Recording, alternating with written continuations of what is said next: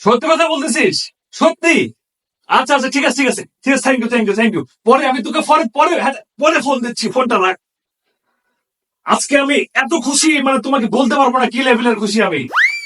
এত খুশি কেন? আরে বিজনেসে যে পরিমাণের উন্নতি হইতেছে, একটা টাকা টাকা আসতেছে, মানে আমি অনেক খুশি যার জন্য, বুঝতে পারছো? আমি তো জানতাম এরকম হবে, জিজ্ঞেস করো কেন? কেন? আমার জন্য, আবার কি? তোমার জন্য মানে? বিজনেস করতেছি আমি, কষ্ট করতেছি আমি, টাকা আনতেছি আমি, তোমার জন্য উন্নতি হচ্ছে। হ্যাঁ, দেখতেছো না বিয়ের পর থেকে আমাদের সংসারে কত উন্নতি, শুধু টাকা আর টাকা, মানে উঠতেছে টাকা শুধু। কথায় বলে না, বিয়ের পর বউরা সৌভাগ্য নিয়ে আসে, সেই জন্যই তো হচ্ছে।